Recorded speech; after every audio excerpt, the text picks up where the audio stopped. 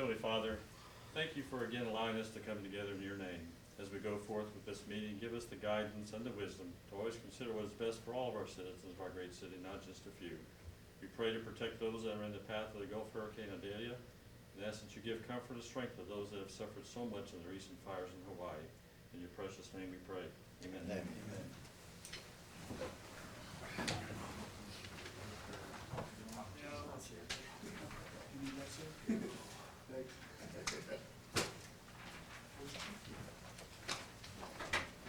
First on the agenda is to approve the minutes, and everybody had a chance to look those over. I entertain a motion.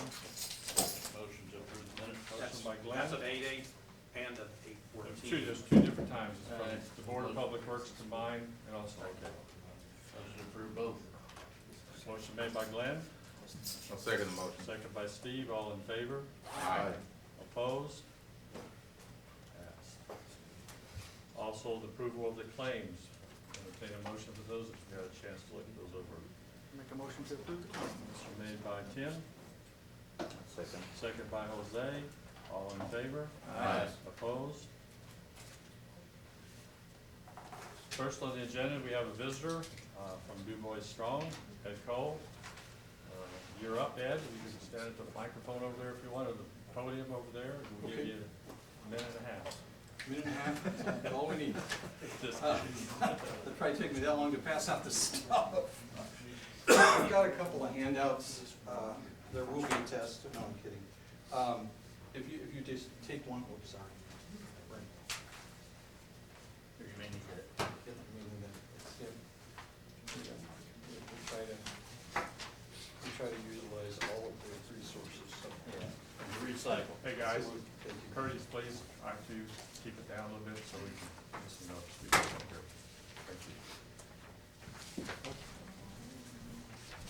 Thank you. First of all, thank you for allowing me to be on your agenda this evening. I will be brief. I know the mayor always wants me to be brief, so I will keep that in mind.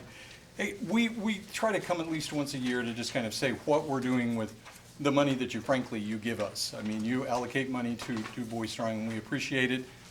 We couldn't do what we do without you, so we always want to make sure we say that and mean it. Just want to just go through some quick things that we are working on, some projects and those types of things. Please, give me a high sign, stop me if you go, I don't understand what he's talking about, and that's okay. The first thing I want to talk about is we're doing a regional housing study, but we're also doing a major drill down for Du Bois County. And when I say that, that will include all the municipalities that are, and obviously the county as a whole, but the municipalities, because we want to make sure that we have information that's valuable to Jasper, Huntingburg, Ferdinand, Birdseye, and Holland. Because you may think, well, there's probably not a lot of building going to go on in those two places, but we also want to say what the possibilities are there, and we want to say what maybe the needs are there. So if somebody says, hey, I'll take a chance on Birdseye, we want to be able to give them accurate information on the types of housing that it could be successful there. So we had hoped to have it done at the end of August. Unfortunately, the consultant ran into a situation where they could not make a presentation at the end of August, so we pushed it out till October the 6th. I know we've sent this out to lots of folks. If you haven't received it and you're interested, I'll be very glad to send you the information, and it's a Zoom. So, and we're setting it up at lunch, and the idea is very simple. You can be munching away on your ham on rye or whatever you're eating that day, and you don't necessarily have to have your face showing in the Zoom, and it's really meant to give you an overview, and we can send a lot of information out. We're going to get this out to lots of different folks. It's really two levels. ROI, the regional group, is doing an 11 county study, and we had participated in that back in 2019. But the most drill down that we have done was back in 2015. Well, the world has changed, you all know, since 2015. So we wanted to get a more specific county-focused housing study that people could use. And the belief is, at least I'm hoping this is correct, and I've talked to the consultant about this many times. I literally want a builder to be able to look at the information and take it to the bank and go to the banker and say, look, it shows we have a demand. I'm interested in building there. So hopefully that will help mitigate some of the risk, because I know housing in itself is a risk. Whether you're doing multifamily or you're doing single family, it doesn't really matter because there's a lot of money involved. So anyway, I've emphasized that a lot, I know, but it's been a big important thing to us, and we're spending a lot of money on it. So we want to make sure that it's useful. Moving on, I do want to just mention we have the Enterprise Loan Fund. I know you have one here in Huntingburg as well. But if you know somebody who's not within the city limits of Huntingburg and says, hey, I'm interested in starting a small business, send them our way. We've got money to loan. We've got over $200,000 sitting in the bank. And obviously, we know you've heard me yap about this as long as you've known me. It doesn't do us any good as sitting in the bank. We need to get it in the hands of people who are interested in starting small businesses.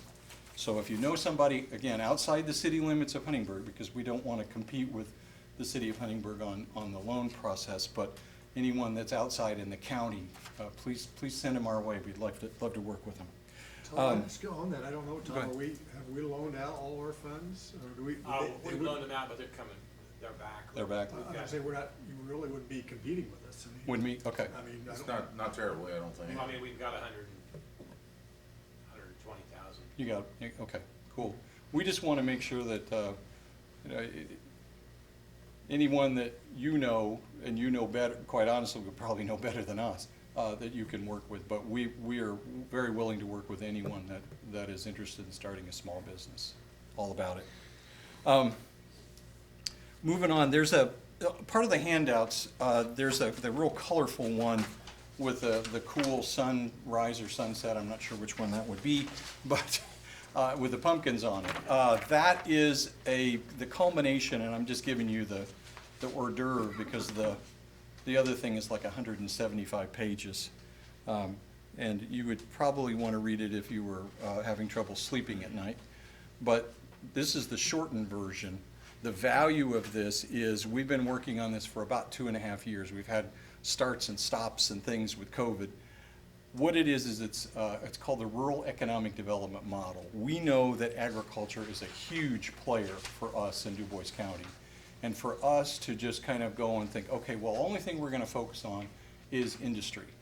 That's a mistake, because agriculture is an industry. Agriculture is very vital to what we do. So this is obviously the executive summary. I just draw your attention, if you look to, I guess it would be the third page in, and it says Ag Strategy Goal. Midway down in there, I guess it's more than midway down, probably the last third from the bottom item, it says Expand Ag Summit into a Regional Ag Summit in 2024. We've been doing an Ag Summit for 7 years, but it's been mostly, we call it the Southwest Indiana Ag Summit, but we're being very optimistic. Most of the folks come from Du Bois County or very close by. We really do want to make it a multi-county Ag Summit in 2024. So that's one of the strategies, and I know you guys can read, so I won't read the rest of them to you. The other side is obviously very important as well, but what we want to do is be there as an advocate for agriculture, but we also want to do a lot of things within that. So I'll leave that with you.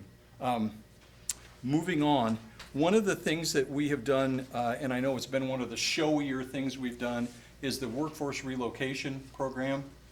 We're doing something a little different this year, and honestly, I think it's better.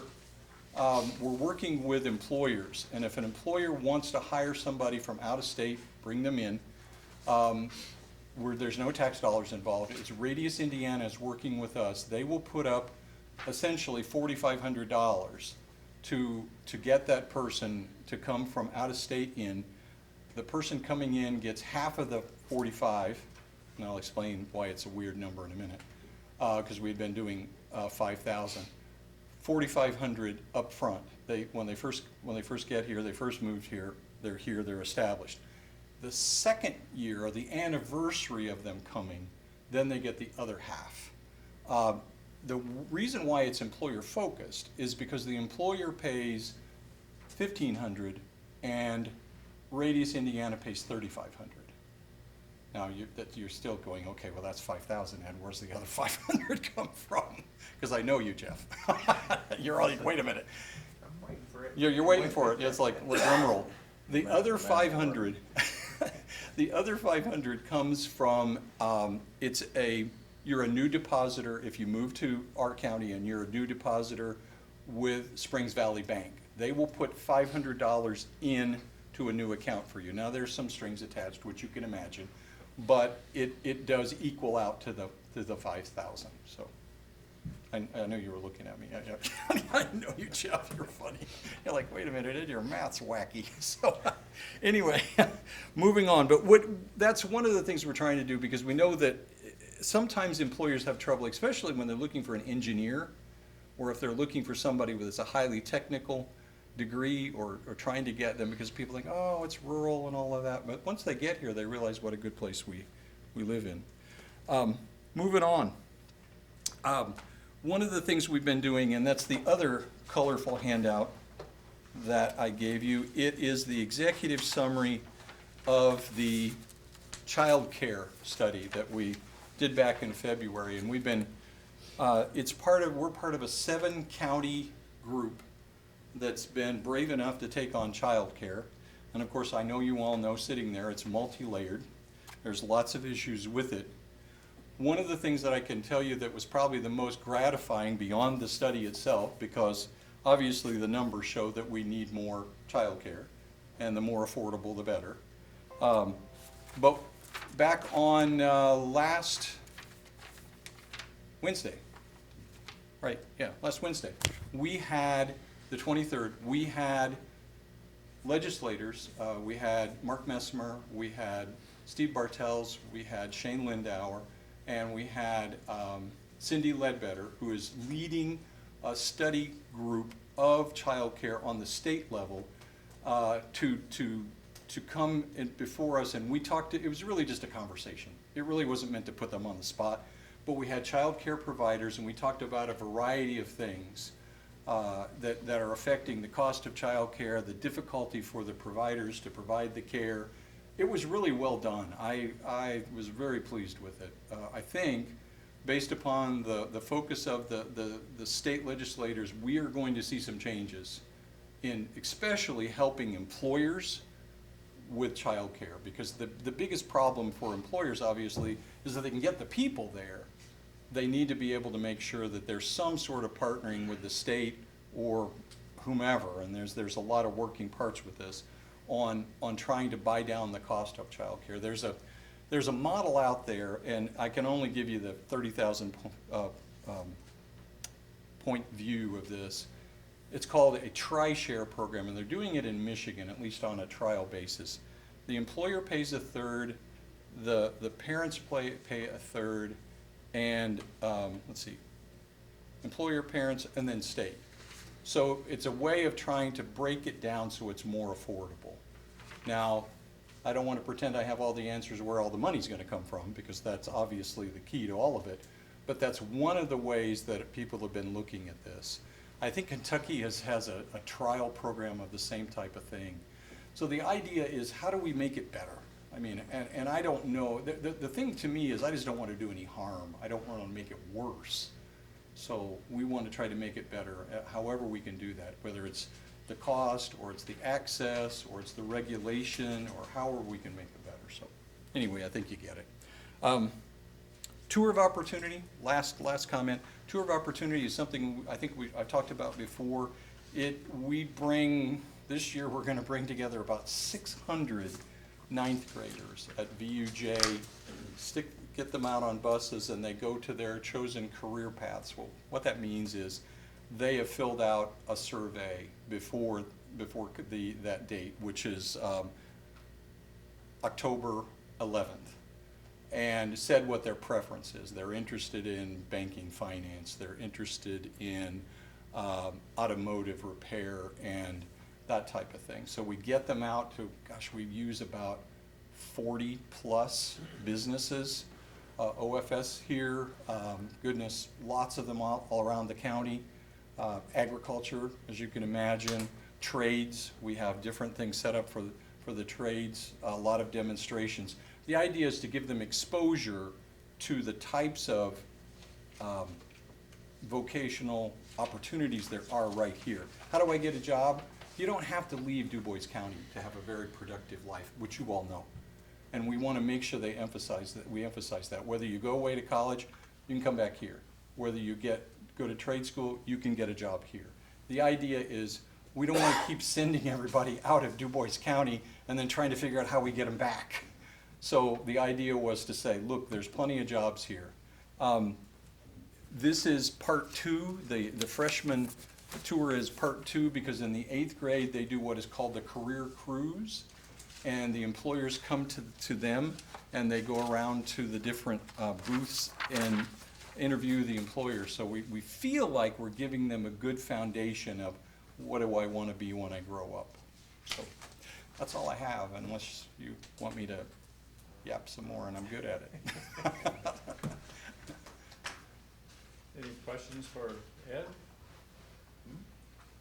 Thank you very much, seriously, and I mean it. Your support of what we do is important to us, and it's appreciated.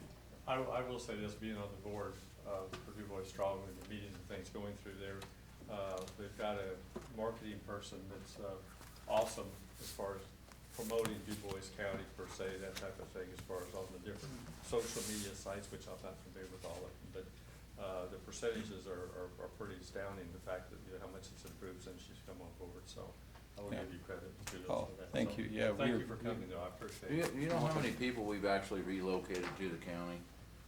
We, the first year, we had 24 individuals and their family members, so that was 65 people. That we have moved from outside? Yes, outside the state, everywhere from Connecticut to Arizona to Florida, Wisconsin, lots of places. So it was good while it lasted, but we ran out of money and we refused to use tax dollars. We will not use tax dollars for that program. Because I can't look people in the eye and say, yeah, your daughter came here 3 years ago, don't worry about it, wink, wink, nudge, nudge.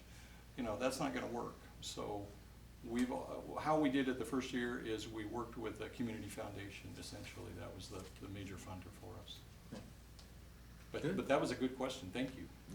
Thanks for coming, I appreciate it. Thank you all, Okay, appreciate it. Next on the agenda was just the program events report, basically just for you to read of it, just to kind of let you know what's been going on as far as Old Town Hall and the events and things we had. The next item on the agenda really is the Park and Recreation Fees Ordinance. I think you have a copy of the ordinance in your board pack. And basically what this is that we seem to have a problem with the whole process as far as renting Old Town Hall or some of these places, that there's a certain amount of cleanup that's responsible for the people that use the place, facility-wise, that they need to keep it as clean as it was when they rented it. And it seems like we've been having some trouble with the fact that some people haven't been able to do that. So the park board decided that they need to put a deposit onto the rental fee to make sure that the people either clean it up or we get somebody that can clean it up, we have to pay them to do that type of thing. So that's what this ordinance amendment is for. It's to amend the actual ordinance of number 2022-16 to amend Old Town Hall to add a refundable cleaning deposit of $150. It was been told that the park employees, Justin, whoever's running the facility, will take a picture of the facility prior to them coming there, and then take a picture afterwards, so there's some type of proof of the fact that we either get to keep their money or give their money back to them in some fashion. The other thing was just to amend a rate that we had, the park board had set up originally for the house and shelter and firing. I believe it was in the $300 to $500 I think range or something like the that. weekday was $200 a weekday use, and weekends was $300 a weekend Which- use. What they And ended up feeling it was a little kind of Yeah. overpriced for that type of situation. Compared to the other comparable facilities that are available, and that rent was too high, they thought. And so they're recommending reducing that to $150 for weekdays and $250 for weekends. These are not deposits either, these are actual. Those are actual Those are fees. fees, yes. Thing. And that deposit on the refundable cleaning deposit, as I recall, our cleaning service charges $150 to clean the old town hall, you know, and that's where that that amount came from. Be 2023-19. I have a question on deposit fee for cleaning. What if it's extreme? Can we go after and collect more than $150? Yeah, you can, there's provision in the rental agreement that if there are damages over and beyond their Over and above deposit. and beyond, yeah. we're But, you know, responsible. the problem we run into is the fact how it is now is that we would tell them, now you owe us money after the fact and trying to collect it at that point is pretty I hard, understand. pretty hard to do, I so. understand. Talking with Tom, obviously, you know, if we could work out to where he can collect the deposit, and if we need to give it back to him, we can do it at that point, so. Okay. So do I need the introduction? Yep, I'll make a motion to introduce. Motion made by Steve to introduce, I'll second it. second by Tim, all in favor? Aye. Opposed? Next motion? suspend the Just rules if you suspend the choose. rules if you choose to do that, so. Make a motion to suspend the rules. Motion made by Glenn to suspend the rules, I'll second it. second by Jeff, all in favor? Aye. Opposed? Motion to adopt, Motion to adopt. motion made by Steve, Second. second by Jose, all in favor? Aye. Opposed?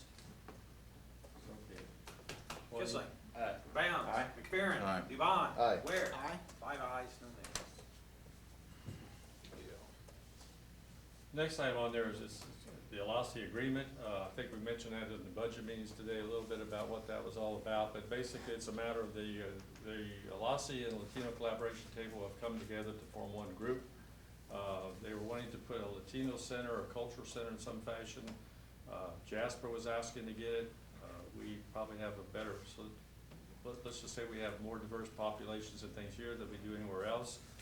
It just seemed to be a better fit to have something here locally. Way back when this all started, I told them that we would certainly help them out to get that taken care of. To do that, we've come to an agreement, and obviously they are gonna put it here in the city. It's gonna be actually across the street, over in the old City Hall building, across the street where the offices are gonna be. And that service agreement would basically bind us to $550 a month for the rest of this year and all of next year, which will give them a chance to get on their feet, and then at that point, they're on their own. If they were to leave prior to that, we obviously are no longer gonna give them money to do that. The money we would give to them would be directed to Alasi for the services that they're rendering, so that if they balk on the rental property, that's between Alasi and the rental people. So I just need an approval that we can proceed with the service agreement. I'll make a motion to approve. Motion made by Tim, Where's that money coming from? Will it be the general or? edit. Edit, okay. I'll second. Second by Glenn, all in favor? Aye. Opposed? So be it.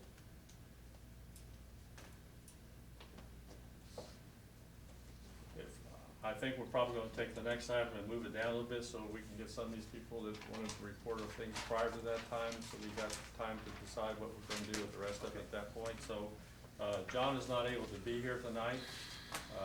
He did send his report to you on the board pack. He gave it to me in big letters so I could read it if I needed to do that. But I don't know that, in all essence, whether I need to read the whole report. Basically, I think you can certainly go through the report yourself. Everything is just pretty much what he's talked about, the smart meters, the Google picking up the old modules that we're using, that we aren't using, and paying us for them. What they've done with all the different stuff as far as the electric service department. He did show a map on here. I don't know if it's on your board pack. I think it is. You see there's a red line on the very bottom by the big voting field there. That's where they just ran a new line for electric for the conduit for the new wastewater plant and things of that kind.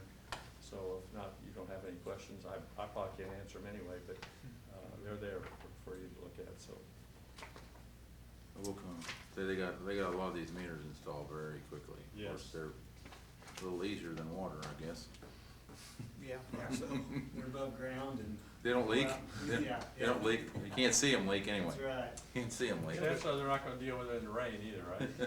But the gas has gotta go in and relight the services, relight the Yeah. water heaters. Yeah, yeah, we could go in a few of those Well, that just took well, place this Change week, and mine out that's last a good week. thing. So, with that, I'll ask Jerry to come up, of course, the water superintendent, so. Good afternoon. Is it afternoon? It seems like. it's Afternoon. 29. Isn't that what Sandra always said? I hope Jerry. We'll start with distribution. On 7/26 of '23, we had a water main break on Hickory Drive. That is on the, I guess, the south part of Hickory Drive, not on the dead end that we recently replaced the water main last year on.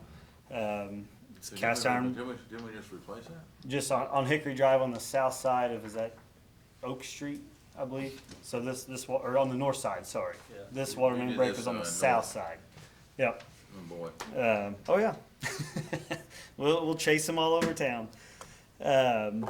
We had another service line leaking at Hunter's Crossing. This one was in the third section that was put in. So I can only come to the conclusion that it is the soil there. The copper, that third section of Hunter's Crossing, I believe the infrastructure was put in late 2020, early 2021, I believe. The copper that we pulled out, it was extremely corroded. It had a hole about that big blown in it. I can only assume it started as a pinhole, and just over time, the homeowner, the pressure decreased so little over time, they didn't realize it until they didn't have any water anymore. We were able to pull a new service line, so we didn't have to cut any of the roadway. We did unfortunately have to remove some of the sidewalk. Out there in that subdivision, all the water mains are under the sidewalk to keep from having to tear up the road and create more potholes and patches in the asphalt. Concrete's a lot easier to pour back, and What kind of soil conditions would cause copper to disintegrate that quickly? there's a lot of things. There's a lot of research that that I've read about here lately that also says that any kind of like house grounding issues, if the houses aren't grounded properly, that electrolysis could come through the ground and do it. There's some articles out there that says that communities are finding it in areas that has a lot of underground electric. If there's older underground electric, there can be shorts there and the tie-ins and the manhole and the handholds and the boxes and stuff, and can cause it. A lot of dissimilar metals can cause it, can cause corrosion. pH level can cause corrosion. We all know that Hunter's Crossing used to be a flood zone, and so it's hard telling really what's in that dirt. They didn't put a lot of new dirt back in it. They dozed off what was there and just continued to use it. So unfortunately, as much as I don't want to say it, I mean, this is our 8th one in the last probably 4 months. I don't see it changing. Are you going back with Pex or something? Yeah, that was 2 years ago. In the last 5 years I've been here, we noticed a big issue with service lines, with the corrosion. It's not, if the copper looks good and there was just a pinhole in it, I would probably chalk it up to there was a rock somewhere in the vicinity. The water lines, they vibrate. The rocks work their way up with the vibration and sit there and rub a hole in it. But with the way these service lines look, I'll bring a piece in next council meeting, let you look at it to see the corrosion that's on it. The copper, I mean, everybody knows copper's super smooth, new. This copper looks like a very rough, porous stone by the time the soil gets through with it. I don't, like I said, I've been doing research. I've been talking to other communities, trying to see what they've done with this issue. And everybody just says they deal with it as they come and replace with poly and carry on. So, I mean, we've been fortunate. We've been able to pull most of these service lines. The last one, we thought we were gonna have to dig the road up. The hole in the service line was actually in the middle of the road. When we pulled it, we actually pulled half the service line out. We were able to pull the other half out and feed the poly line through where the copper was. Luckily, the hole didn't collapse and it held its shape, and we were able to push it through there by hand. So, you know, pretty fortunate with that, but we're just gonna give it our best and hope that, I don't know, hope something changes. Would it be worthwhile having soil testing done to eliminate that, or? In the future for big subdivisions, it wouldn't be a bad thing, but with that being said, everything that we're doing now, so for the last 2 years, we've switched to poly, so there's really nothing in the ground, that could, Have you had any poly fail yet? we have not, but with that being said, we've only been doing it for 2 years. There's a lot of other communities. Jasper just switched to poly this last year. I've been talking to Tim Dorsum a lot. They switched to poly kind of for the same reason, that and cost. It's in 2019, we redid our tap permit fees. We've seen what costs of material has done over the last handful of years, and with switching to poly, we haven't had to readdress the tap fees for that. You know, that tap fee covers all that material to put that service in.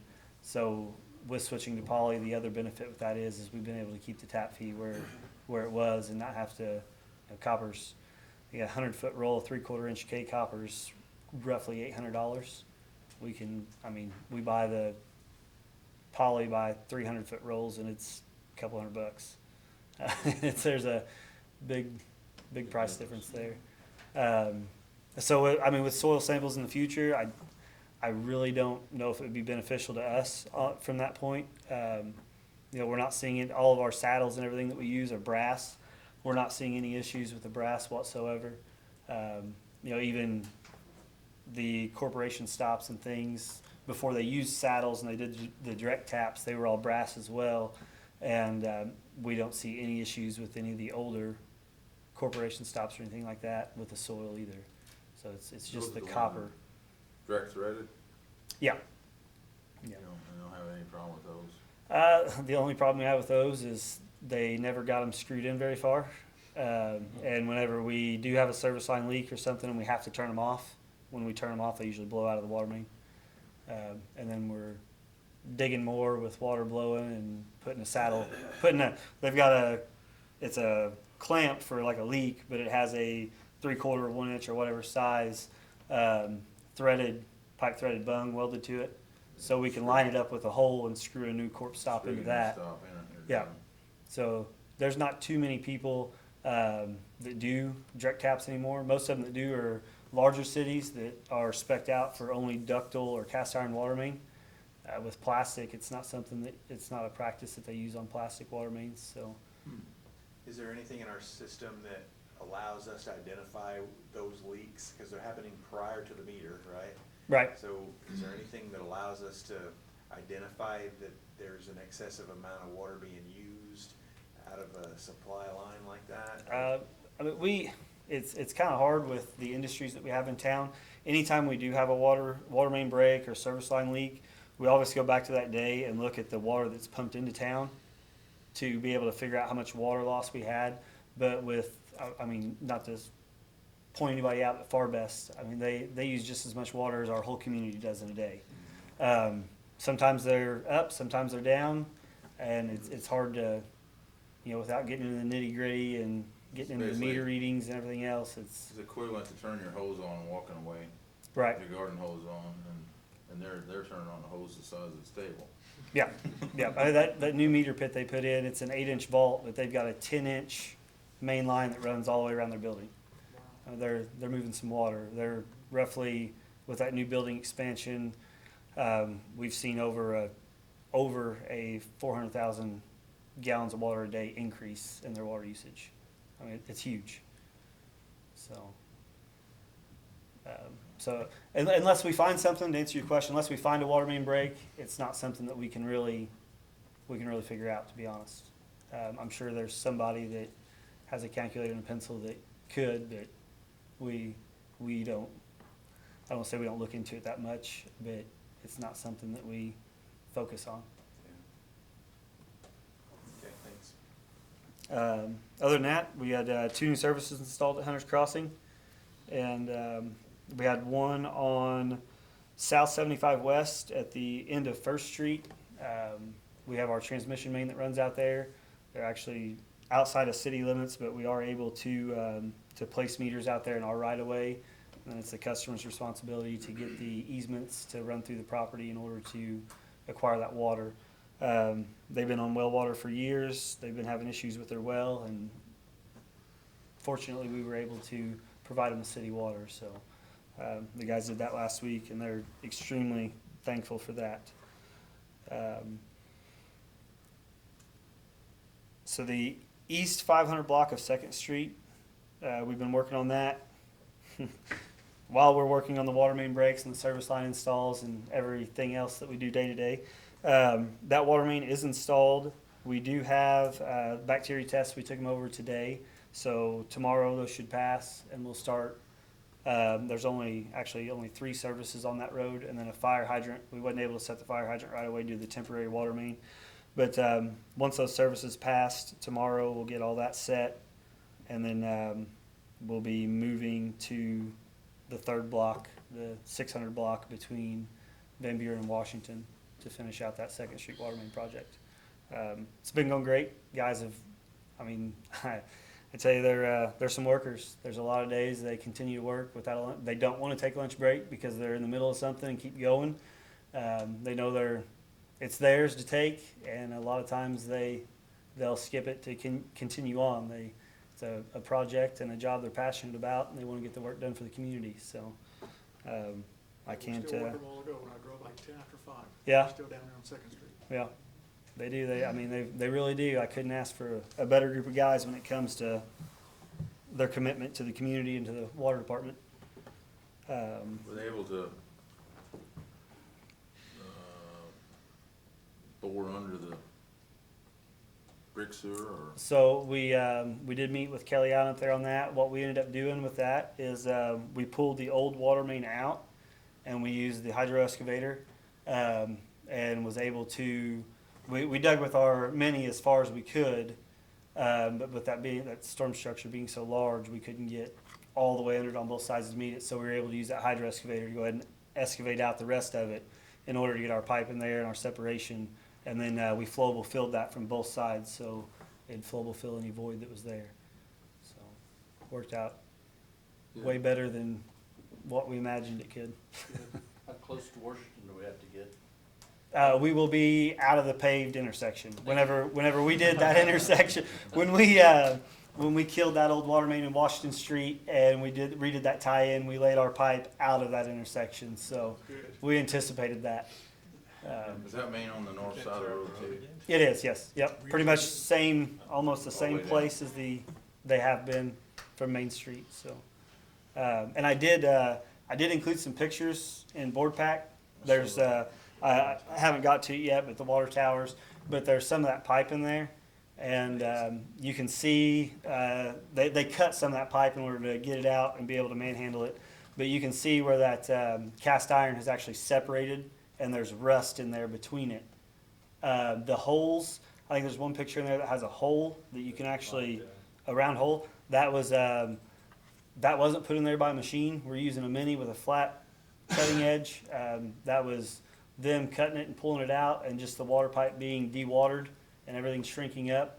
There's multiple holes throughout that water main that we dug out. We probably dug up, I would say, anywhere from 15 to 20 repair clamps in that section of water main. So it was more than past due to be replaced. I like the picture with the yellow pipe next to it too, so that looks pretty cool. Yeah.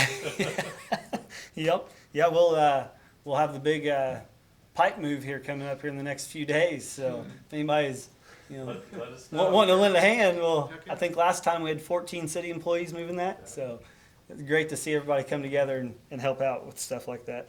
Except don't ask Chief Parks. He'll hang from it. Yeah. Oh, sorry, Chief.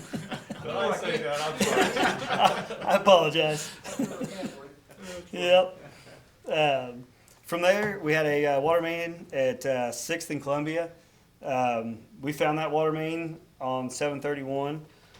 We did, once we found that water main, it took us 2.5 hours just to jackhammer the concrete out of the highway in order to get to dirt to start to dig for that leak. The street department kind of gave us a hand with that. We had some water running out behind DuBois Wood Products there by the railroad tracks and a storm drain. They were able to come out and give us a direction on which way that storm drain came from. The bad thing about water mains under concrete, they never surface. They always find the path of least resistance. So with the help of the street department, we chased down storm drains and we found that leak. It was on an 8-inch water main there. We did find after, like I said, we always go back and look with our excessive water use. That leak had started on Saturday. We found it that Monday, but it started on Saturday and it just slowly, progressively got worse. The hole just continued to get bigger. It caught a storm structure there in the highway and never surfaced, so we didn't. Monday morning, we went out looking for a leak. Monday morning, it was apparent that we had something wrong. So that's when we went out and started searching the town and found that water leak. You literally just look for water? We do. Really? Crazy There's not a thing. meter or something? So yeah. You got your new tool, right? Well, we do have, and we did use that. Once we got to that intersection there, we did use that listening device, and it did help us pinpoint that water leak. But funny thing, usually after you're at the water department for a while, you lose your smell of chlorine. Water plant it's very strong. But we had an employee, Aaron Beaker, when he first started, we had a water main break. And we looked for it for 5 or 6 hours. And he drove down Phoenix Drive by Utility Supply, and he could smell chlorine. And he found that water leak was actually probably 300 yards south of Utility Supply on the east side of the highway down that embankment in a ditch that we didn't ever found. It just so happens that he smelt the chlorine and started walking and found it. So, it's anytime anybody sees water on the road or running down a ditch that shouldn't be there, it'd be great for a phone call. It's nothing's, it's kind of like that. Everybody thinks it's a dumb question. There's no dumb question. There's no reason to hesitate to call the water department. Yep. Other than that, we had a water main on Industrial Park. It's a transite water main, which is concrete. We had a boring crew out there that bored a fiber line in, and their bore head caught the water main and put a small hole in it. So we were able to put a repair clamp on it and take care of that leak. And then just on here, we had to, anytime we dig out in the highway, we always were responsible to put the road back. So we flowable filled that and poured concrete on both those as well. So we also had quite a few dig sites with the few new services and some of the water main breaks that had finally settled out, that we did our topsoil seed and straw in those. And then the other pictures that you have there, our east and west water tower was due for a bath. So we had those both pressure washed this month. We use a local company, New View Pressure Washing. He's been the one that's done it in years past. So he's always done a great job for us. He takes multiple pictures. I probably got 30 pictures of each water tower, some as selfies with him included. But something that This is only external. exterior, yes, exterior, yeah. And we just sometimes we do something like we paint the inside too. right. So last year we did have all of our water towers inspected internally. It's something that IDM requires. Every 5 years we have to have that done. So we used a company called Pittsburgh Tank and Tower. They have a remote control submarine with a camera on it, and they bring it in. They put it in the water tower. It's all sanitary. They decontaminate it, and it's potable water safe. Whenever they're done with their decontamination, they put it in the water tower, and it keeps us from having to drain the water towers. We've got video footage and pictures of the inside of the water towers. They grade all of it. They do some ultrasonic testing to determine the thickness of the coating left from the tunemic paint coating on the inside. With that, they also do the outside as well. It's when they were here, the water towers, we try to keep them on a 3 to 4 year rotation with the pressure washing, just due to the black mold and everything that hangs on the outside of them. It really deteriorates the paint, so we try to keep up on that. So with the pressure washing, Brian was able to give me quite a few pictures and stuff of any small bad spots that were on there. We did have a couple on the west tank that we've got some tunemic paint ordered for that we'll probably get with John and utilize him in their bucket truck to touch up some of those spots and do some spot repair on those. And then we did this month we did start our hydrant flushing for the fall. We're taking our static and residual reads with that. Plays a big part in our ISO rating with the fire department for not only the city's insurance standpoint, but also homeowners insurance as well. Donnie Himes, he's been involved with that as well. So, with that, 6 months ago, every hydrant flowed great. We did find one already that needs to be replaced. So it keeps our system in good standing with that as well. So whenever somebody does need the fire department, they're able to hook up to a hydrant and get water. What's the lifespan on the hydrants? It's all over the place, really. We've got some hydrants in town that are sold they don't make parts for. I believe it was before Gary Meyerholtz as the water superintendent, the city did set a new standard on a fire hydrant as a Mueller Century hydrant. Before, they just put in whatever they want. We've got 100 different brands throughout the town. Not really, probably 4 or 5. But it's hard to keep parts for all of them. The Mueller Century hydrant has the least amount of moving parts, and our pipe supplier out here carries everything in stock, so we don't have to carry a large inventory and keep a large overhead cost and inventory on that. So we normally, if a hydrant isn't a Mueller and it can be repaired for a reasonable price, we repair it and leave it in the system. This one is a 1980s model hydrant. The shaft is broke on it, so the shaft has been discontinued for that specific model. So that one will be replaced with a Mueller hydrant. Time for a new one. Yep. Other than that, that's all I have for distribution. Filter plant is running as it should. We do have one booster pump that we just found that pumps water from in town to the south water tower. They set it at a different elevation, so we have to pump our water to the south tower. We have 2 pumps that do that for redundancy. One of the pumps has dropped in performance. We just had a company come in today to take a look at it and see what they can do. The pump that is there is 20 years old. They don't make parts for it anymore. So we spent quite a bit of time taking a lot of measurements today trying to get a pump that'll fit with minimal modifications. So once we're able to get that replaced, we'll look at doing the first pump and run it for a couple weeks, and then we'll look at going ahead and get that second pump Pumps in taken the care plant, of. or are they out? They're at the west water tower. We've got a pump house that sets up there. You can see it from Chestnut Street. It sets on the southwest corner of the water tower there. That was put in whenever, I believe it was when the water plant upgrade was done.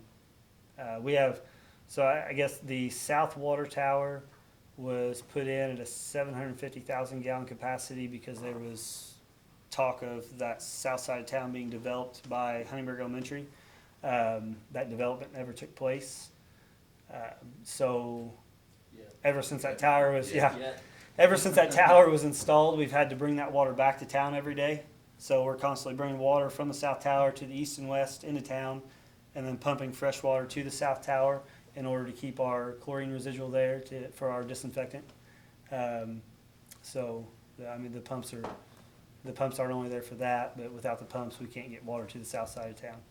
So we will, like I said, we will replace the pump that is failing. That's first priority.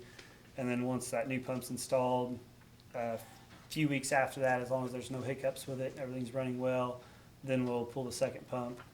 And this new pump is an American-made pump. The parts are sourced from the United States, where the other one was I believe it was a Canadian made pump. And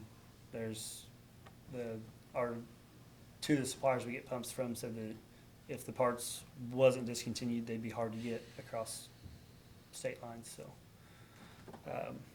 That's where we're at with that. And other than that, our metering system, the last of our radios came in. So Blake's been out getting the last of those meters installed. And our large diameter meters that we have ordered, I talked to our distributor last week, and he said that we should start being seeing those within the next month to 2 months. Is the best he can do on lead time on those. So at least we'll have the residential meters changed, and then there's roughly about 110 large diameter over an inch size meter for commercial use that we'll have to work through. So other than that, that's all I have. Thank you. Thank Very you. good. Any other information? Thanks, John. Oh, excuse me, Jerry. Yeah, I took up for me and John. I did. I did. It's okay. So it was a good report, thank you. A lot going on. Chief Parks, Good evening. good evening. I won't be that long. Thanks. I just need a request to add Logan Humphrey as a reserve officer to the police department. Be with a condition that he passes voice stress, which is scheduled for tomorrow. But I wanted to get, of course, I got to go through the council first, and then the board will be on the 7th. So I just want to get this taken care of so I can get it to the board, and then hopefully have him on for Hearst Fest. But he lives in English, but he works for the Department of Child Services in Du Bois County. So he put in for our last officer position. He eventually wants to be an officer, so it's a good program to go through to get into it. So just want to basically now at this point put him on as a reserve officer. We have a position open, I assume. Yes, we only got 8, between the auxiliary and reserves, we only have 8, and we can have 15, so there's enough space in there. If anybody else listening to this or seeing this wants to be a reserve officer or auxiliary, just come on down to Huntingburg Police Department, so getting it in the TV so we can add more people too. I thought you were asking him to do. No, I was looking into the cameras, Okay. recruit more people. Sorry, Mr. Potter, we're not trying to take your people away from you. Well, he can come with it. Come on in. So you need a Motion motion to approved or approve. what? Yeah. Yes, I'll make Subject to him passing the Yeah. test tomorrow. yeah. I'll make a motion. Motion made by Steve, I'll second. second by Tim, all in favor? Aye. Opposed? That's all I have unless you got something else. Anybody, anything else? No? Hey, Thanks, Chief. Thank you, Phil, you have anything? I have nothing. Tom? Nothing. Next on the agenda is the chicken ordinance. Obviously, we've gone back and forth on this a long time, it seems like. It seems like every meeting we have something to do with that. So I guess tonight is the night where another, we're gonna be presented with the ordinance that we have, or discussed, or whatever. So with that, I'll open it up for discussion, I guess. I know you made some modifications to it from the last meeting to this one. It's not really been entered yet, right? No, you haven't introduced it. Introduced, right. You discussed it the last time, and there were some modifications, one of them being, the administrative function would be taken away from the clerk treasurer and put in the planning department and the code enforcement department to do the investigation and then the enforcement. I can't think of any substantive changes that you made last time, other than we did add the definition of nuisance, and we identified the nuisance being a condition if the run or the coops are not kept in a sanitary condition, that would be a nuisance, that would be finable under the ordinance. Which I think it just shows activity or conditions harmful or annoying to others, such as loud noises, objection orders, and unsanitary conditions, right? Yes. Well, if you don't mind me just kind of summarizing, this has been talked about for a long time. I've had, over the 8 years that I've been on the council, I I don't have a number in my head, but it's been quite a few times people have approached me about the city allowing people to raise chickens. And until recently, it hadn't really become something that we got any traction or really started talking about. But it has been something that's been on people's minds for a while. One of my biggest concerns, or I should say, I don't personally think that that it would be any bigger problem than somebody having a barking dog in their yard, you know. As far as noise goes, that is. But my concern in just saying yes to it was always, what about the neighbor who doesn't want chickens close to their property?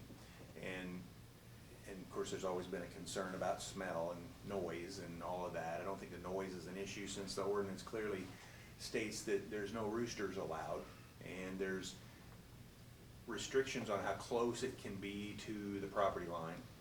There are there's also what I think is probably the most meaningful restriction is the 0.75 acre minimum lot size. That would allow that person with a lot that size to position the chicken coop in a place where it would not disturb their neighbors. And to protect those, and also that minimum lot size purpose is to protect someone who lives with a smaller lot and other small lots close to them, where they wouldn't have a chicken coop close to their property. You know, we wouldn't have to be concerned about someone's chickens disturbing a neighbor. And so as I go down through the list, you know, and most all these rules or sections in this ordinance were designed really to try to keep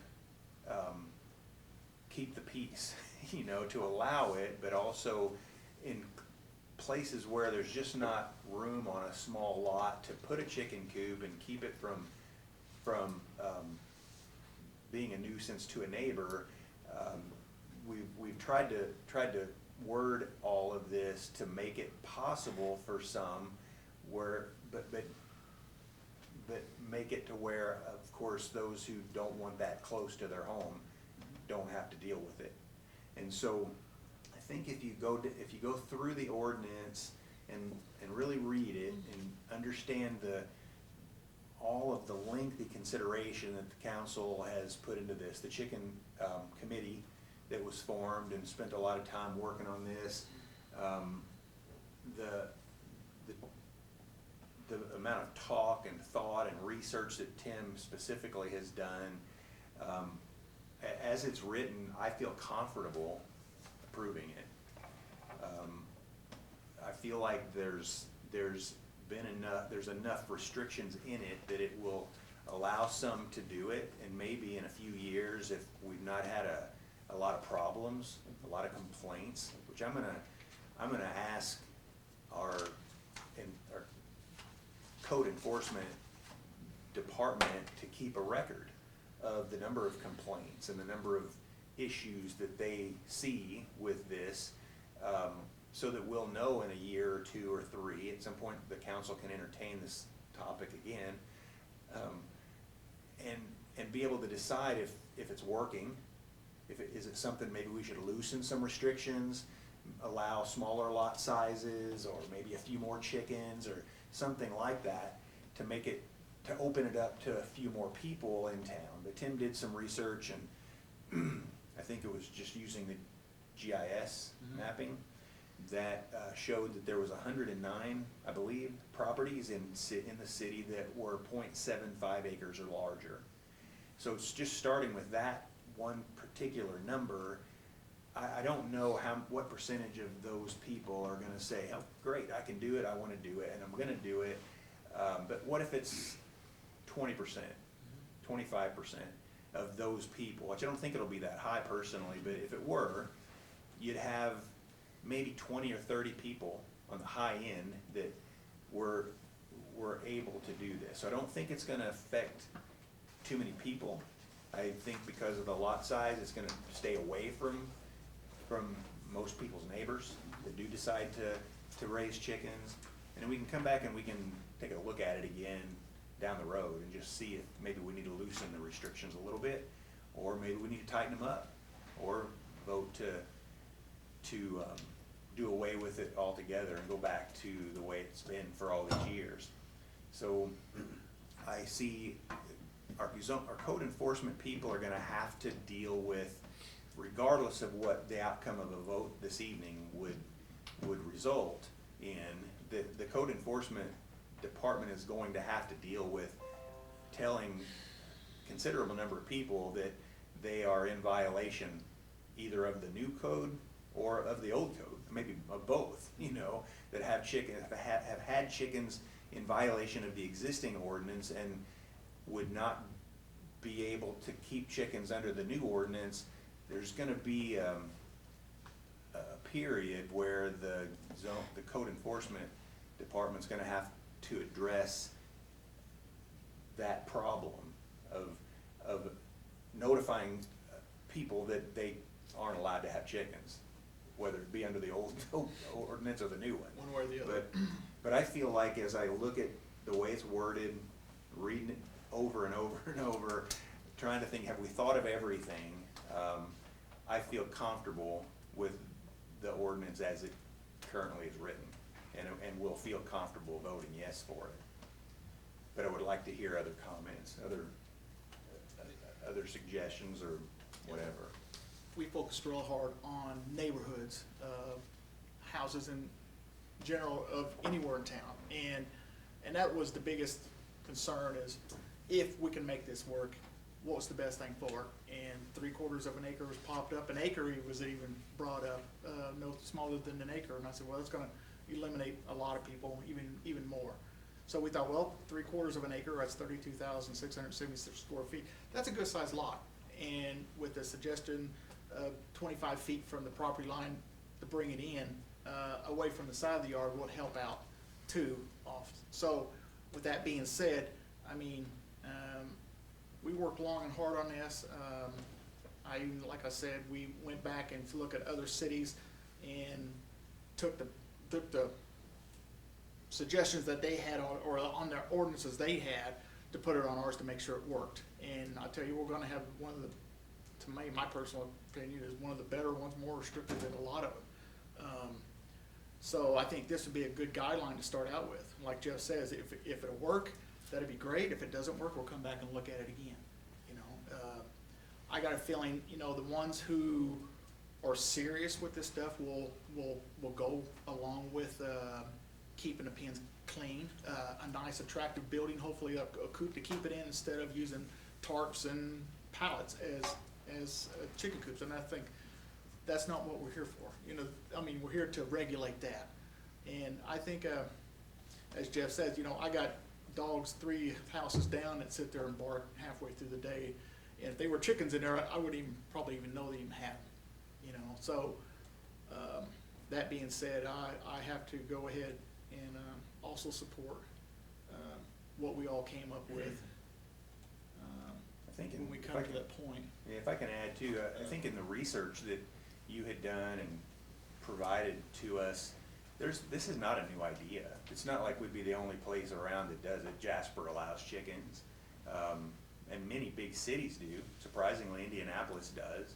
And I don't know how many of them you provided, but there's a lot of well-known towns and cities across the state that have similar ordinances. What Tim did was take all of the best of those ordinances, put one together in the best way that we could to try to make sure it would work here.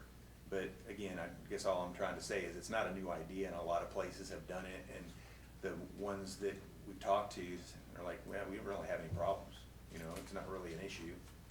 You know, So we get the application form set up, when the guidelines for it, you know, if they can't follow the guidelines, whatever, I mean, I think we just ought to, don't let them do it, you know, violate them or whatever it is. But I think a lot of these people who are serious on this, that would take care of them like any other pet. But, I think we'll find out once we get going. Now, the ideal of this is I didn't want to put a burden to our code enforcement or our police department. And Art left, I was gonna tell him, I don't want our code enforcement, I don't want our police department chasing chickens around if they get loose. That's not the point of that. I mean, I heard they've been doing that in the past. The neighborhood will have to report on them if there's an issue such as odors, the looks of things. I mean, and that's when these guys can come in and step in and take a look. The biggest thing that hardly nobody has had across the city, of the other cities, is by adding this last sentence here in your application, whoever has chickens are gonna allow code enforcement personnel to come on their premises to inspect the chickens at any time without email notice. And that's the biggest thing, I think, which I like about, because I don't want them to call on up and say, okay, we heard a violation, we got smells, or we got an issue going on, you got way over the limit that you're allowed to, and then they have time to fix it, and then the code enforcement guy will show up, and it looks good, they hide them or whatever, and then when you leave, they put them back. So that's the ideal for that. If you're willing to have chickens and you fall within the guidelines, you're gonna allow code enforcement to come on your premises without any notification. And if you don't like that, that'd be a thing, don't apply for them, you know, so simple as that. Well, I guess it leaves up, obviously, there's the same conversation that keeps going on, the same over and over and over again. So obviously, it's up to the council to decide what you want to do in regards to introducing the ordinance or making a motion for the ordinance, and then discussion and voting on it at that particular time. So I do have a couple of concerns that I'll present just from the standpoint of us, and that is, who determines certain things? I mean, is it individuals that determine noises, and individuals that determine smell? Is it different, you know, those kinds of things? How do you regulate who's supervising a chicken? I mean, do you put them on a leash? I don't know. I mean, how do you supervise chickens that are free-range chickens and things of that kind? I mean, there's just a lot of questions that have been brought up to me from different people about things. Well, you know, we don't want chickens. This is not a country living. We're rural, but we have livestock and we don't have livestock. So, you know, it's your decisions to make. At that point, it's my decision to sign off on it, and it's kind of up to you guys to do that, so. 2023-20. I'd like first of all thank Tim and Jeff for their hard work. I think his application is if it passes, is probably well written, but I still find reason to believe that it's going to be fairly difficult to enforce. As the mayor just said, whose opinion is it as a smell, whose opinion is it there's not taken care of. You know, it could get into a messy situation, in my opinion. So, but that's my comment.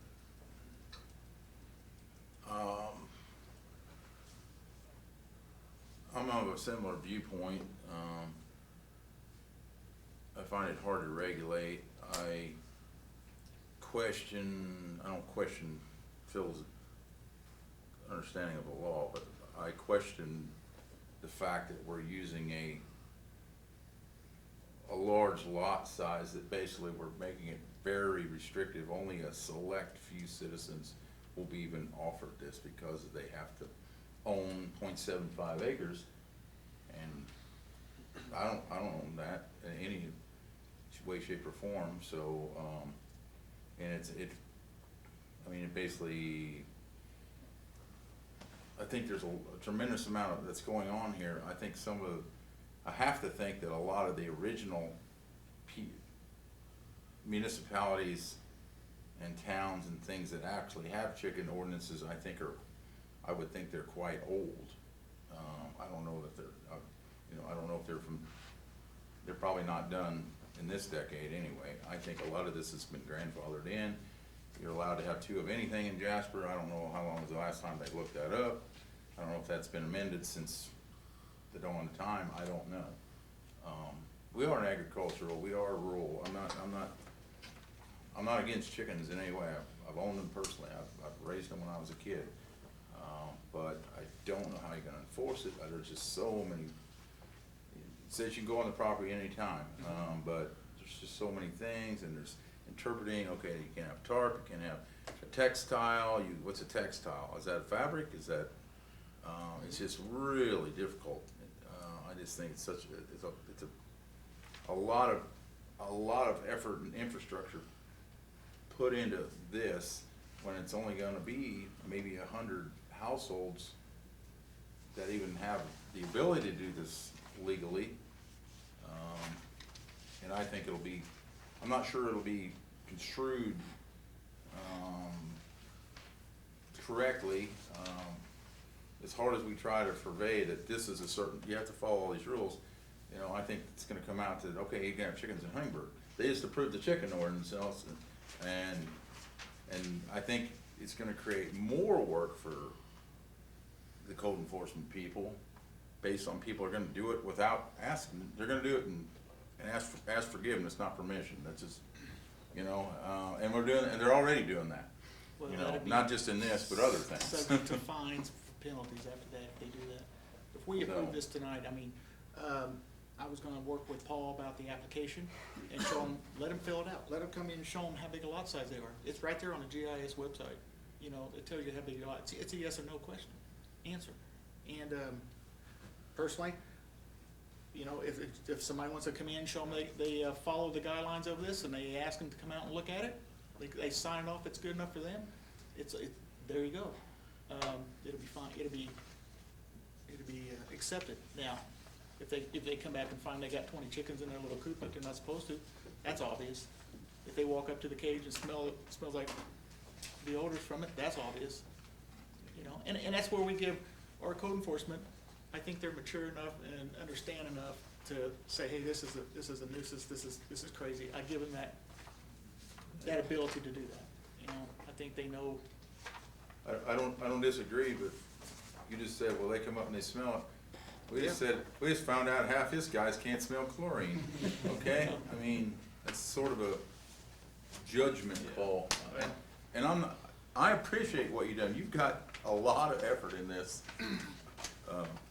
It's my belief. I understand. That's it. And that's fair. That's it. That's why your we, opinion, and that's everybody else has got their own opinion. you know, So I think we kicked this around long enough. I'd rather start, make a vote on it tonight, so we get it either passed or denied, and then we're done with it, you know, because I think we kicked this thing around long enough. We talked at it for the last several meetings.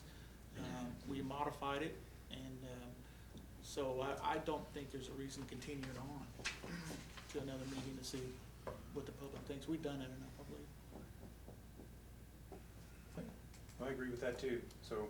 Hey, can I ask you a question? Sure. I've been asked this numerous times. The question I've been asked is, whenever the street department or the police department or code enforcer has to go out and catch a chicken that's a stray, where do they take it? What do you do with it? Because the street department has a hard time getting the vets to take the dogs. They have to take them to Huntingburg, they can't take them there, they gotta take them to Jasper. There's always an issue of where do you go with the dog? Good question. So what do you do with a chicken? Where, I mean, That's a question I can't answer, but that's a thing I like to say. I don't want nobody chasing, I don't think our city employees need to chase a chicken. you're gonna have to chase a chicken just like you chase a stray dog. I've owned It's- chickens, you'll be chasing them. Well, Right, right. Just a question that I've been asked numerous times. I understand.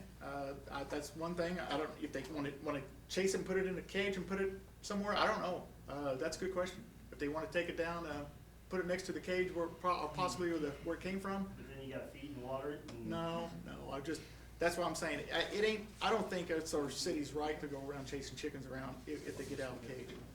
You know, I'd call the owner up, or I'll call, you know, if we have a permit on file, they can call and say, hey, you got your chickens out. That's all Yeah. right. You know what I mean? Fine, you know, Period. You know, with compliance, we will know who has chickens because they have a permit. If a chicken's missing, I think probably you could find a home for it. You know, if a chicken is found, I mean, you could probably find a home for it, somebody would take it. I would say we've discussed this enough. If somebody wants to make a motion, I'd entertain whatever motion you want to make. All right, I'll make a motion to introduce the ordinance as presented here in 22320. I'll second that motion. Motion made and second. Any more discussion before we vote?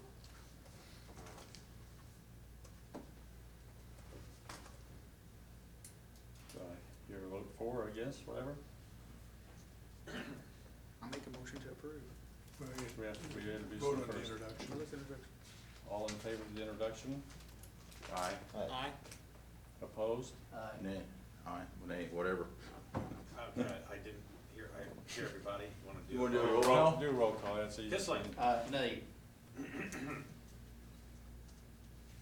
Bounce. Aye. McFerrin. Nay. Dubon. Aye. Ware. Aye. 3 ayes, 2 nays. Motion passed to introduce. Motion to suspend the rules.